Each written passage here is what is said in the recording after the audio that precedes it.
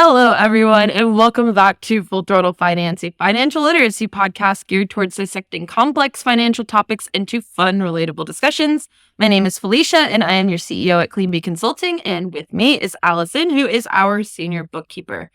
Together, we focus on revving up the financial foundations for athletes, entrepreneurs, and leaders in business.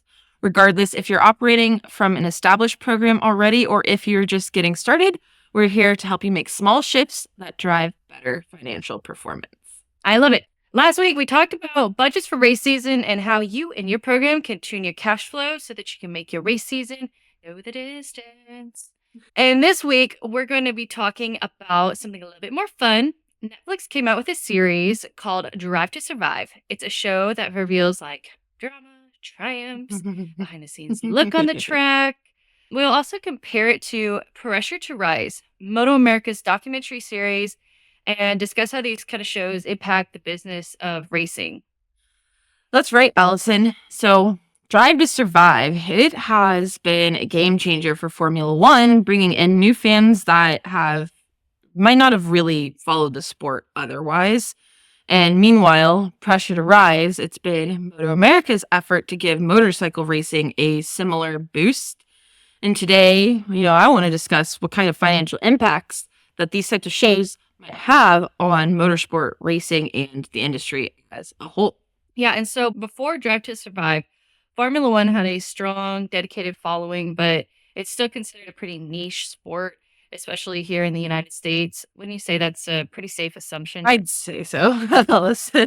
I mean, personally for me, I've been following Formula One since roughly 2009, I'd say. And, before the first Drive to Survive series launched, which was in 2019, our friend gatherings to watch the races in the United States were slim pickings. Outside of, a small group of friends, like anyone else that we would really talk Formula One racing with, wouldn't really have an idea about what we're talking about if they're from the United States. We actually used to hang out at this place in Orlando that's called Whirly Dome. And it was Cute. Us and our 3 F1 friends that lived in Central Florida at the time. We would go there because they actually had a very legit Formula One race simulator there on site, and you could race any of the tracks. And, we kind of took over the entire bar and restaurant to stream the races, but it was us and just anybody who was traveling internationally that happened to be on International Drive at that time, that weekend when there was a race.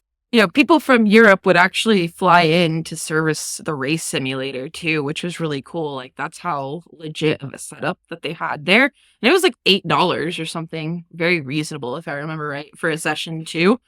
And they were positioned right there on International Drive, which, like I said, was great for them because there wasn't really that American fandom obsessing over the sport like a lot of international travelers were coming in and spending weeks at a time in Orlando. So, they depended pretty heavily on international visitors and tourism for revenue. And unfortunately, they didn't make it through the pandemic. But that's what it was like when I was first getting into the sport and before, there was this media exposure in the masses and very readily accessible at our fingertips. The fandom of F1 changed drastically when the Netflix series launched, and suddenly we saw a massive surge in U.S. viewership and U.S. support. Well, and I was going to say, it's anything that suddenly lands on Netflix, it's a massive new audience is exposed to the topic, and the resulting surge of viewership naturally amplifies interest around the sport, which is awesome. Once the show starts trending, it pulls a fresh new wave of curious fans who might have never even heard of this sport before. And then next thing you know, these newcomers are buying merchandise and attending events in record numbers and talking it up on social media. From a business standpoint, that heightened attention opens the doors for big sponsorships. Brands see this hype and realize there's a huge opportunity to align themselves with this phenomenon and pour funding into partnerships. In turn, this visibly boosts the entire ecosystem, from the teams racing to the venues hosting and even the media outlets covering it.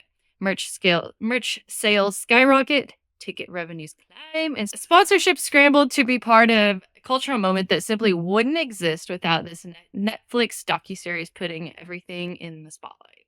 Yeah, you nailed it. I'd say even like the US, I wouldn't say that they necessarily added the new racetracks to the United States to the calendar because of this newfound United States viewership surge, right? But they did kind of coincide with each other. The Formula One added new races like Miami and the Las Vegas Grand Prix, which, without the new wave of interest might not have happened, might not have been so popular, might not have had the results that they actually had in the first years of them operating and being on the calendar. And so I think that this proves just how powerful media exposure can be for a sport's financial growth. And then you think of the trickle-down effect that's at play here. It's massive. Like, me and my other half, we actually attended the inaugural Las Vegas Grand Prix. We didn't want to because the tickets and the room rates were like insanity. But we did end up biting the bullet and we splurged for like race day only tickets, and everything was nearly sold out when we got there, like despite the cost. Like all of the casinos were popping, the restaurants were packed with people. Like you could hardly move on the streets and on the escalators and everything. And that was with a ginormous portion of the Las Vegas Strip like shut down too. Like all the businesses were still open, but the foot traffic was complicated, I would say. Yeah. And, because of how Vegas is actually set up and how the chaos ended up unfolding, we found ourselves crossing paths with team and media personnel throughout the entire weekend too. Like on qualifying night, like we ended up watching the race from a bar right outside of outside of the street circuit, and we ended up making friends with a former BBC commentator that was there just chilling at the bar watching the qualifying sessions along with us. And we got to interact with quite a number of personnel from the Williams Formula One team because unfortunately for us, we kind of witnessed some dipshits being dipshits, and they caused some damage to replica cars that they had on view at one of the hotels. So like it was wild. And like, think of us, like we were fans before the fandom in the United States broke out. I'd say, like, can you imagine like some of these newer, viewers to the sport, and they go, yeah, there's a race in my hometown, I'm gonna go, and they like get to be immersed in that experience. Like I can only imagine, like, had that been like what my experience was in 2009, like how much more of a diehard fan I would be like right now, So, as fans, it was super cool to be immersed in that experience. And as a finance professional, though, like I couldn't help but think about all of the dollars that were involved in putting on the show while still generating those massive amounts of revenue. Like, especially after talking with some of the Williams team personnel, like about much the damage that those dipshits did to their replica cars. And that's just an art installation, if you will. That's not even like something that is necessary to make this weekend happen. Like all of the costs involved with getting that over here, all of the costs involved to try and make sure damage didn't happen, and then all of the costs to repair the damages when something bad did happen to a car that doesn't even have a motor inside of it, Yeah. And with all of those costs involved, the sport still generates massive amounts of revenue, which is wild. Okay, so I actually have a crazy fact for you. The inaugural Las Vegas Grand Prix generated roughly the same amount of revenue as New Year's Eve usually generates. And there was an equivalent fireworks show display, too, at the end of the race. So, wow. That's quite cool, right? The crazy thing is that's arguably Vegas's slow season. Like it's leading up to Thanksgiving in the United States. Like think of all the extra tourism dollars going back into the city from just one race weekend that like may have never happened had Drive to Survive not gained fandom support here in the United States. It is crazy, Felicia. So MotoAmerica has been following a similar strategy with their own series, Pressure to Rise, which has been running for a few years now. But unlike Drive to Survive, it hasn't had the same mainstream breakthrough. Why do you think that is, Felicia? Well, for starters, the platform, I think, really, really matters when we compare the two. Drive to Survive had the the advantage, right, of Netflix's global reach and paid subscribers. Yeah. Yeah. But Pressure to Rise has primarily just been on like MotoAmerica's own channels and YouTube, which again, there is global exposure there on YouTube, but it's just not the same, right? There's free and there's paid subscribers, whereas Netflix is all paid subscribers. And, you know, just the exposure where Pressure to Rise is currently, it just limits them, in my opinion. But the concept is similar. It showcases the personalities, it showcases the behind the scenes drama, and it showcases all of the relatable struggles that athletes and teams both go through, which makes the sport more engaging for fans, in my opinion. I'm totally here for it. Well, and I just think it's cool. You know, Netflix just shoves a mass amount of money into anything that they produce, whereas, like, you know, YouTube, MotoAmerica, they're coming up with all of this funding to do all of this on their own. Yeah. Like, you're totally right, too. Like, they're not only are they like, they're developing it themselves, right? They're putting the cameras on the riders. They're picking what teams to film and when to do it. Well, they're doing a great job with it too, in my opinion. They are. It looks great. You know, and engagement is key, you know, because it translates to financial support. If more people connect with the riders and teams, they're more likely to buy the merch and attend the races and support sponsors. But MotoAmerica's challenge is that the motorcycle racing isn't as globally appreciated as F1. It takes longer to see that financial return. But there's still progress.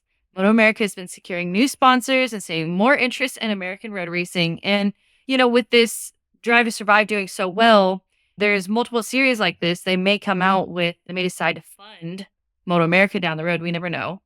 And hopefully teams and athletes who are part of these seasons and gaining in various ways from the newfound exposure, maybe we're looking at the early stages of what could be a bigger boom. So yeah, I can really appreciate what MotoAmerica is trying to do with Pressure to Rise. I really like getting to know the writers more personally. It allows me to learn more about what goes on in their brains when they're pushing to the limits or when they're going through rough patches in a season.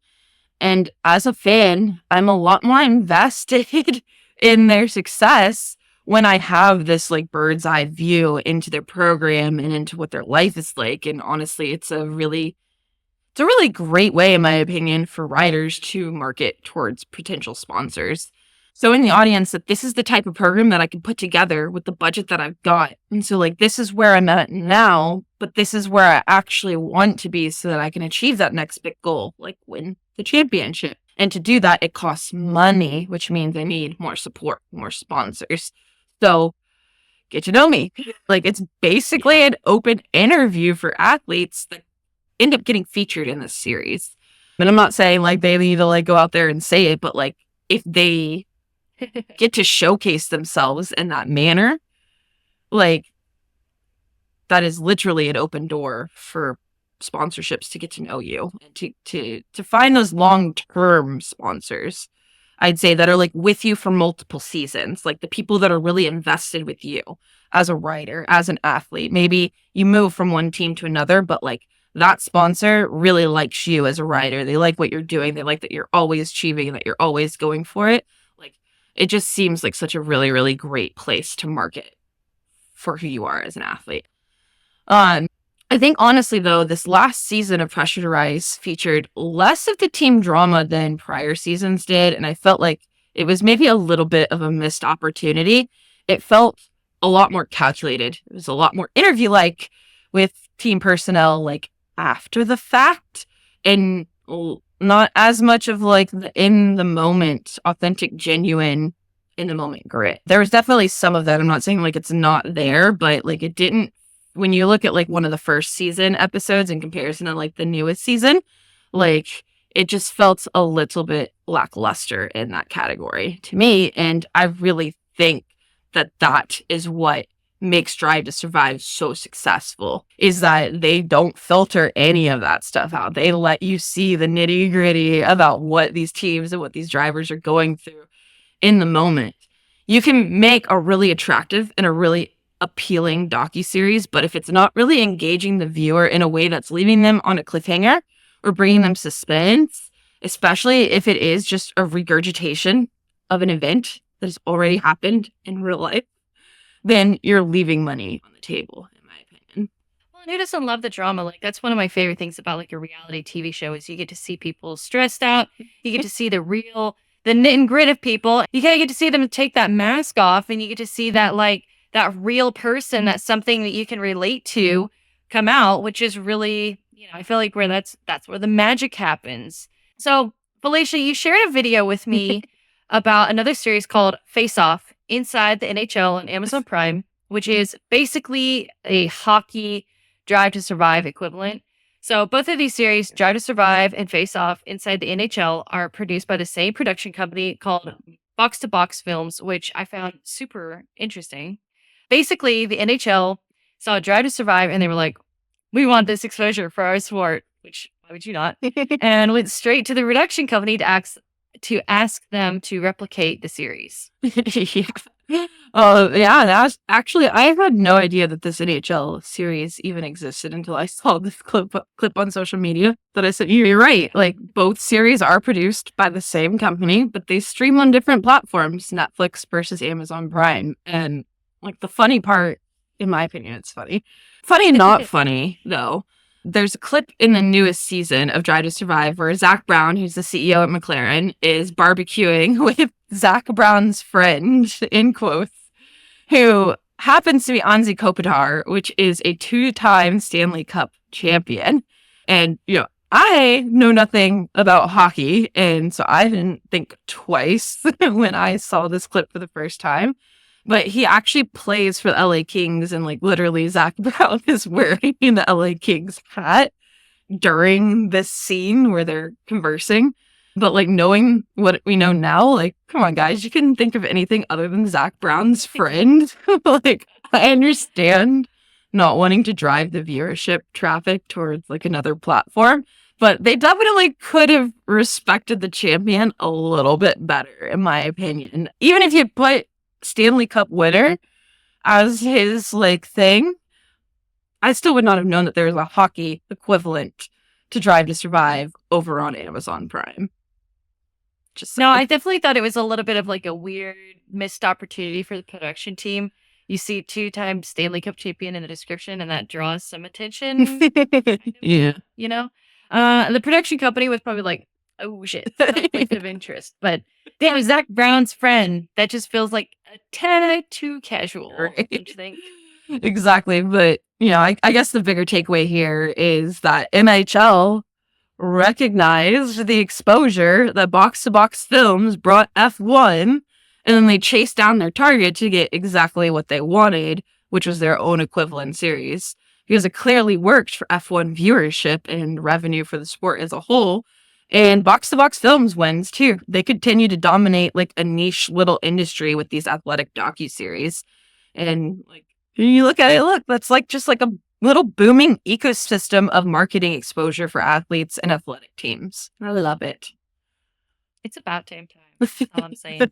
So I think this is a good place to wrap up today's episode of Full Throttle Finance. We appreciate you tuning in and taking steps to strengthen your financial foundations.